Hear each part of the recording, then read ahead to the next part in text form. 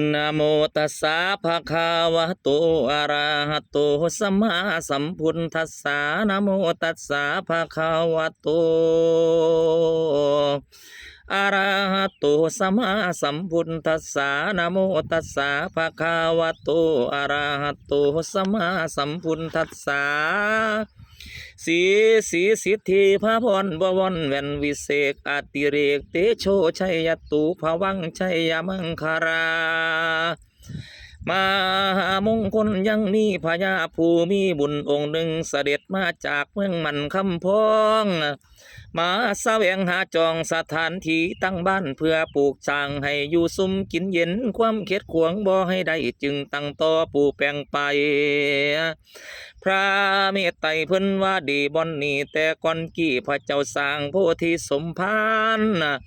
พาแผ่พญามารผู้สาโหดบอนนี้บอนพระเจ้าโพดสัตตานิก่อนบอนนั่งธรณีเอามวยคำมาฝากไว้พาจันไทยว่าอยู่สวัสดี10,000 ปีสิบ่มีโพยภัยมาต้องบัดนี้เจ้าจักได้นั่งอยู่ห้องนะกองแก้วกองเงินกองคำเขาสินำแก้วแหวนมาให้พร้อมทั้งก่อยสวงใส่นี่ลูลังไหลมากาบทั้งมีฤทธาศักดาองค์อาจฝูงหมูญาติสิได้แต่งของฝากมาหาพร้อมทั้งพันระยะนุ่มน้อยนาซื่นซอยโสภาบัดนี้คอยจากพันลาดานี่แต่เดิมดาเข้าจัดแจ้งเข้านี่หาไม่ปลูกเหือละมีใจเพียนทั้งยันทั้งยากแต่งถงมากทั้งน้ำบางทีกว่าแค่หาขวัญคมมีดกาแบกขึ้นบ้านในคนกว่าดงดอนนะเดินโคจรมือแรงมือเศร้าแรงคำเศร้าสูญแล้วกะเต้ามาบางพองกินสุราแก้มเขาตื่นมือเศร้าไงแล้วกะก้อยไป